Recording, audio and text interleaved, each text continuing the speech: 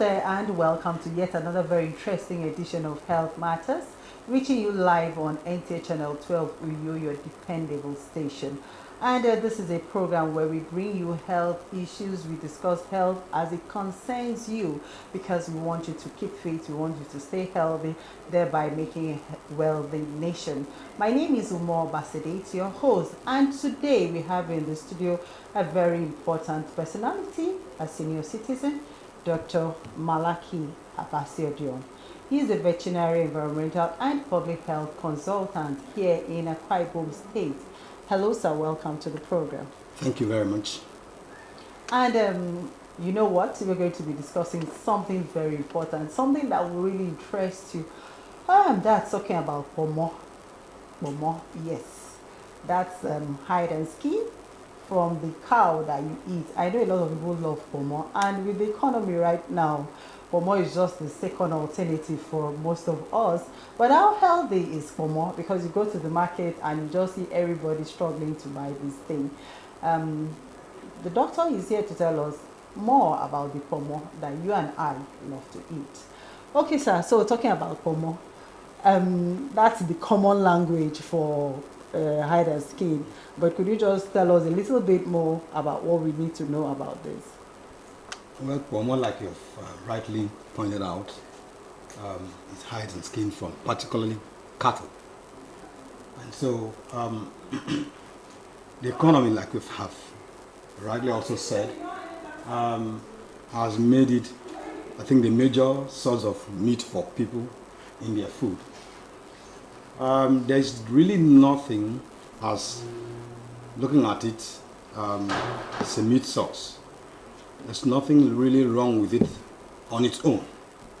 But a number of health problems that arise from the processing and sales of KPOMO. Okay, first of all, is KPOMO on its own nutritious? Well, it has very low nutritional value. It doesn't have much of the vitamins that you'll be thinking of. It doesn't have much of the protein that you're thinking of. So, in terms of nutritional value, it's a very, very low value. And so if you want to depend on it solely as a source of protein, then you're going to get into nutritional problems because you will not be able to get enough protein or enough of the vitamins that you get from a regular meat. Okay, so now tell us, how healthy is this KPOMO that we love to eat? Well, like I tried to say earlier, the major problem is with the processing, storage, and sales of the meat, of the KPOMO. One, most processors use tires and plastics, to burn, to remove the hair from the skin. And these tires and plastics or kerosene, have negative implications. One is that this can lead to contamination with toxic substances like cyclic aromatic hydrocarbons, what we call PAH, and heavy metals, which are carcinogenic, and are harmful to health. They can cause cancer. Wow. Yes, so it is really, really very dangerous using those things, tire and the plastics. In terms of the preservation, much of this come from far distance from the north. Mm-hmm. And to preserve and bring it here, they use what we have come to realize. They use formalin, which is something that they use for embalming corpses, and this is very, very dangerous. Very, very dangerous. It is toxic and can cause damage to your kidney, can cause damage to your liver, and can cause cancer. So these are the major challenges that we face with it. Then the third thing is, like I said earlier, the low nutritional value of KPOMO. If you want to rely heavily on KPOMO instead of more nutritional options, it can lead to nutritional deficiencies in human beings at the end of the day. And then poor hygiene and handling. You go to the market, you see how they are just displayed. Mm-hmm. Flies and all manners of things are perching, on them. And so at the end of the day, these things transmit diseases. They bring all manners of things, and then you buy, and then you go and you eat, and then you don't know what you have taken in. And then there is also the zoonotic disease dimension of it. Zoonotic diseases are diseases that are transmissible from animals to man and vice versa. And if this animal, for instance, let's look at something like anthrax, disease called anthrax, or tuberculosis, which is well known. And the animal that is where the skin comes from has been infected with this disease, then the chances are there that you could contract it, from such sources. So those are the dangers that we can see coming from using POMO. The dangers are really enormous. Like, I didn't even know half of what you're telling us right now. But you see, talking about processing the POMO, is there any other way, is there any other alternative apart from using tires? Is there any other way that we could go about it to make it a little bit healthy for consumption? Yes. Okay, so what are those? Safer options are, one, you could use firewood. Okay. You can use firewood to do that. You can use gas, and you could use steam. Those are the ways that you can. We're talking about large scale consumption. You understand? Yes. Gas is so expensive. Gas is expensive. So how many people want to invest in that? Yes. What it means is that we are dealing with a public health matter. Okay. It is the health of the public. It's the health of the people. Anybody can consume this and get a problem. And so it's a responsibility, one, on the part of the government to look at how this could be handled. The government could support, to provide facilities and support them in being able to handle it, because you want to protect the health of the public. It is said that prevention is better than cure. And so if you put a little money to support them in doing this, the outcome, in terms of protection of the population is massive. You can't quantify that. That's true.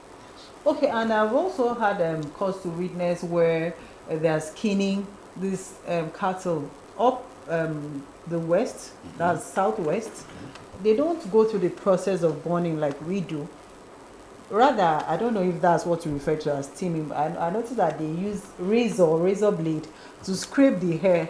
Although it's more time consuming, yes, but I think it was neater. Yes, of course. You understand? When it was during this Ramadan period that I noticed that that's how they skin their ram. They don't do any kind sort of burning. They just scrape the hair yes. off. Okay. So yes, I don't know. That's another way. But of course, that is not the major thing. I'm talking about what we have in our environment here. And then steaming, you talked about steaming. How is that one done? The steam, the skin, hide, and then removing the hair becomes easier. Yes. Okay, so thank you, doctor. Then you also made mention of preservation, preserving with formalin, because sometimes you even have to taste this POMO and they have some kind of funny taste. And I've been wondering, I said, what kind of chemical is this from? You understand? Are you sure it's healthy? And doctor just mentioned that some people go to the extent of using formalin. Formalin for me is what they use in embalming corpses. So, I mean, the health risk of formalin, please, can you just throw more light on this for us? Yes, like I said, formalin is carcinogenic. It can destroy your kidneys, can destroy your organs, and it can cause cancer. So it is not advisable in any way to use formalin. But because people want to protect their business, because if you're bringing the hide from the north down here, it's going to take some time. And if you send it like that, without some kind of preservative, it's going to be destroyed. But lack of understanding of the implications of using such a chemical, is what we see. You taste it and you feel some kind of bad taste, chemical taste, when you eat it. So it is not safe to use that, and it's not safe for people to eat that. It's funny because right now, like I observed, the economy has gone so bad, and a lot of people just see that pomo, that thing we call ikpa. Ikpa, let me use the local parlance. And what we call ikpa is what a lot of people have resorted to as a better alternative for protein source. But unfortunately, doctor has also made us understand that there is little or no nutritional value to this. So, doctor, what do you think? For you, what would you say is a better alternative? Well, like you say, rightly pointed out, it's a delicacy amongst our people. Yeah. So a lot of people have gotten used to it. A lot of people have also eaten on the ground that they don't want too much protein. Okay. They see it as helpful in terms of reducing low cholesterol and all that. And so, for that reason, we will not completely say, oh, don't eat pomo. Okay. But rather, we look at better ways, of processing and better ways of preserving it. Like I had mentioned, don't use tires, don't use plastics, don't use kerosene. But you can use firewood, you can use gas, okay?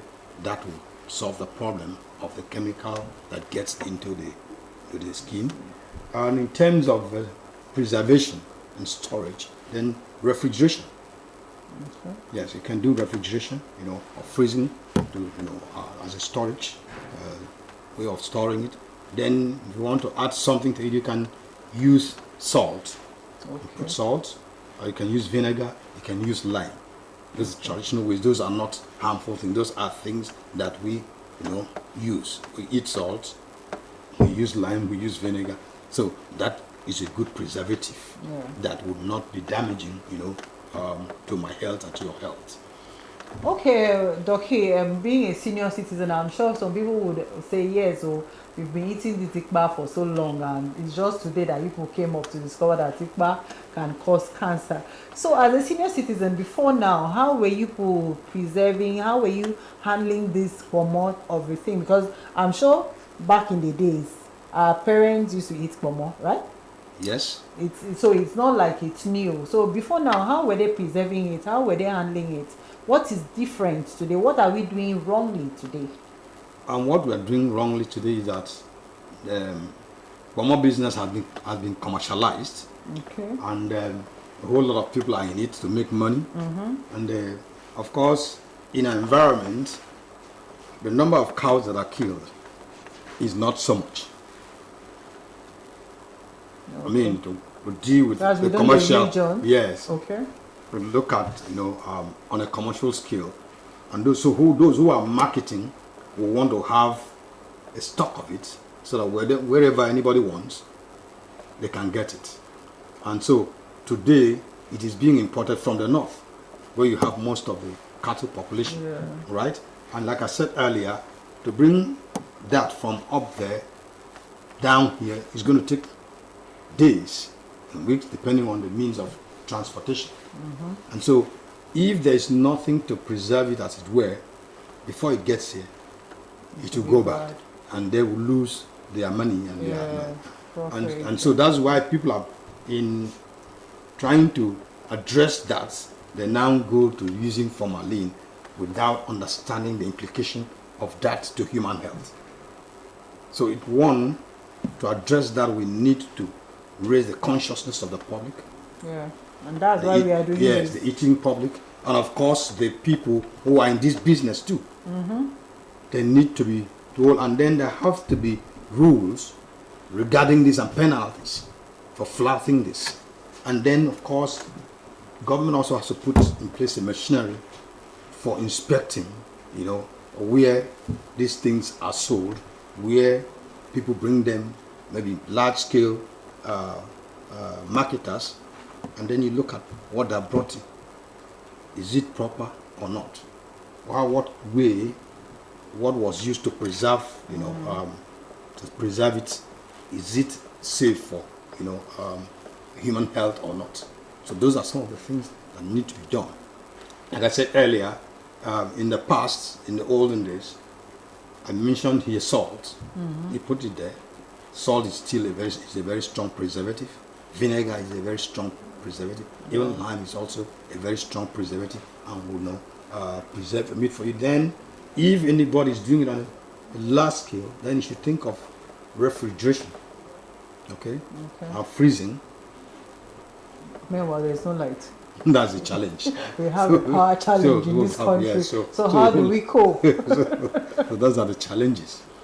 Okay, and then the program is still Health Matters. We're talking health today, and we're talking with Dr. Malaki Abasi Odiong. Malachi. Dr. Malachi Abasi Odiong, who is a veterinary, environmental, and public health consultant. Yes, what are we discussing? We are discussing IPA. That's pomo that you know, the pomo that you love eating. And if you are just joining us, we've spoken a lot about this pomo. We've talked about the preservation method where they use formalin. And remember that formalin is commonly used to preserve or to embalm corpses. So you can imagine the health hazard this will pose to human health. And so Dr. Malachi is just here to tell us more about what pomo can do to your health. What are the veterinary doctors themselves doing? What do you think they can do to help checkmate some of these things? Yes, the vets have a very important role to play. In fact, they're to be on the forefront of, addressing this problem. One, there need to be a monitoring and inspection system put in place.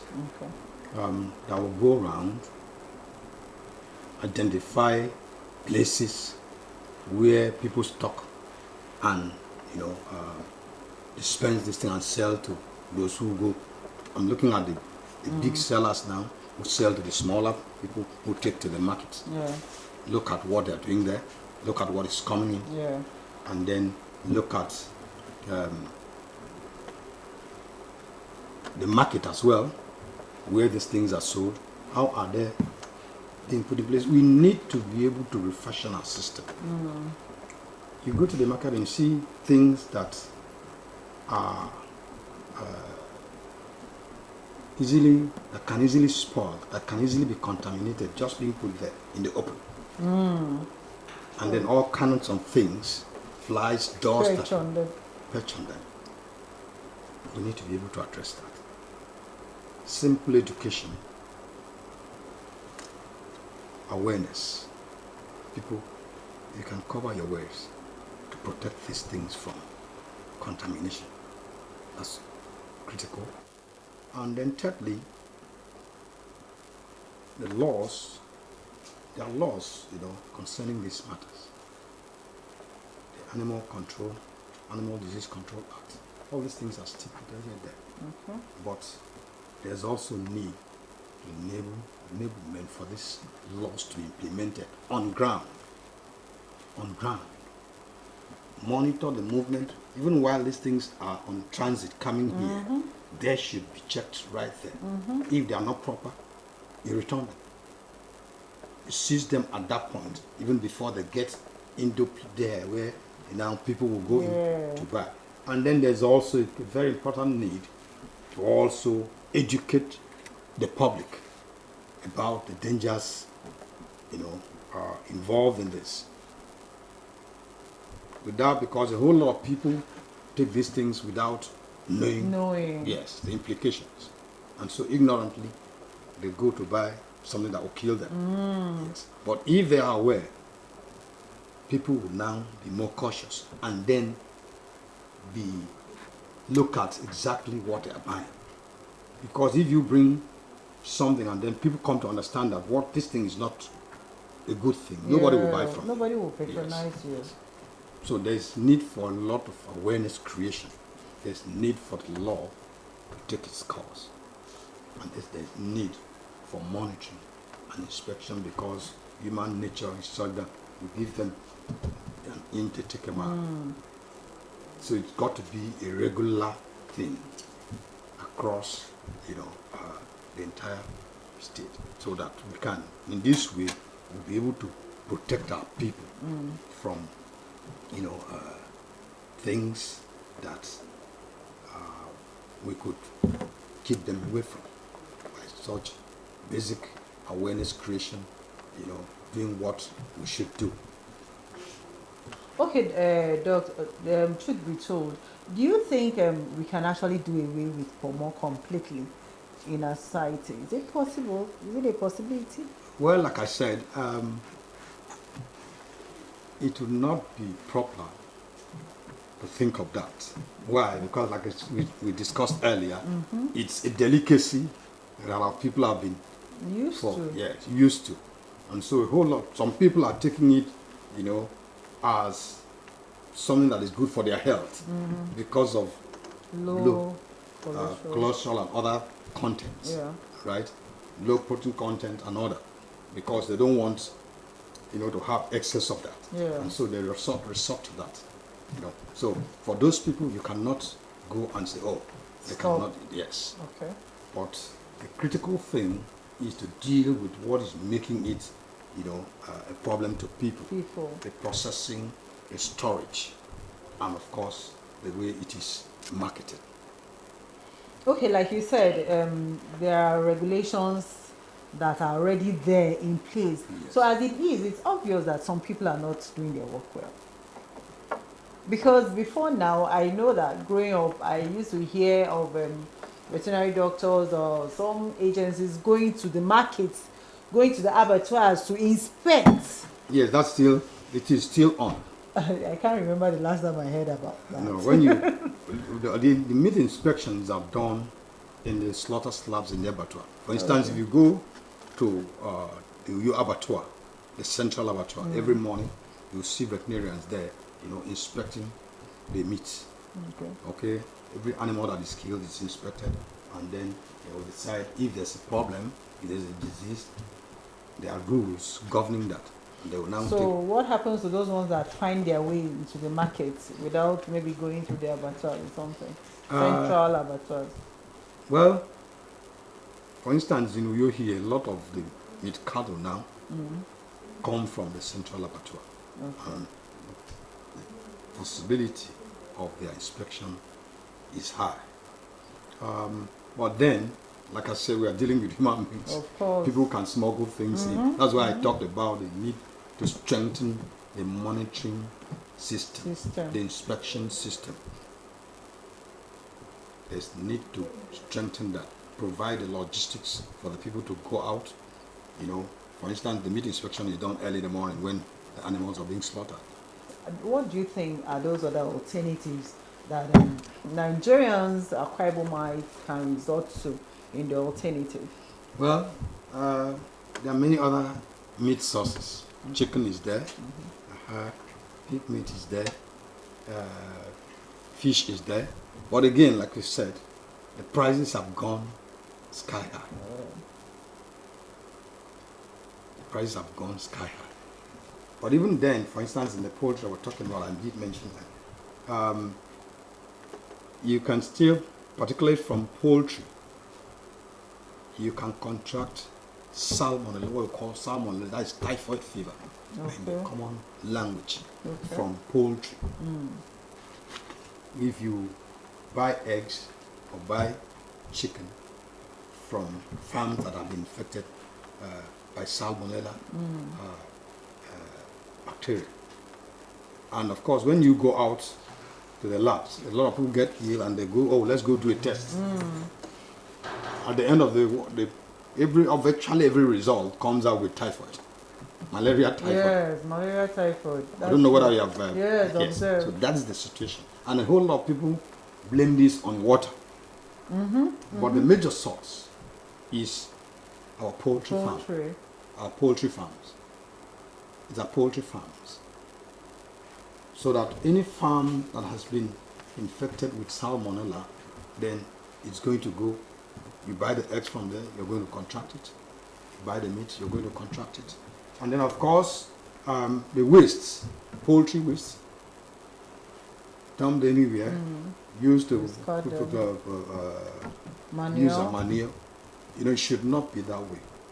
It should be composted to reduce, the bacterial load, because it is from there that it now flows into our water systems. Yeah. And so at the end of the day, you get it from the egg, you get it from the meat, you get it from the water, you get even from your crops. Because once those things have been touched, then you carry. And so it is important. That's another major thing that we need to look at. The monitoring of our poultry farms and testing to know, is this farm infected with salmonella? And then you now know exactly what to do. Normally the first line is prevention, which is supposed to be done in the breeder farm where the old chicks come from. They're supposed to be vaccinated at that level.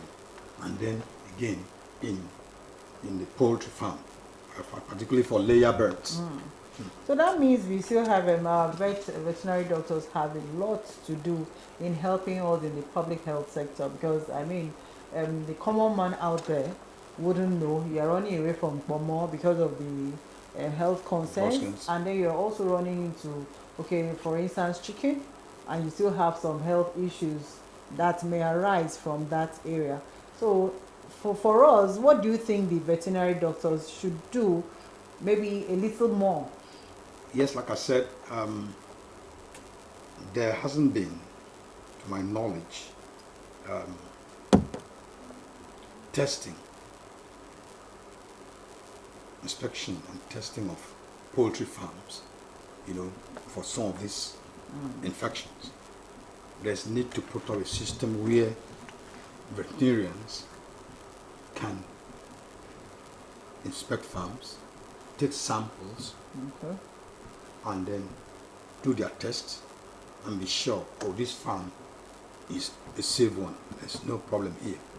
You go here and you test and you see that it's not a problem, then they will now decide exactly what needs to be done, to protect the farm and also protect human health. The veterinarian is the first line of defense as far as food security and public health is concerned, because he deals directly with animals. If they don't work to prevent it in the animals, then man becomes an easy target. Man becomes, Exactly. yes. So we'll go down with any of those. yes.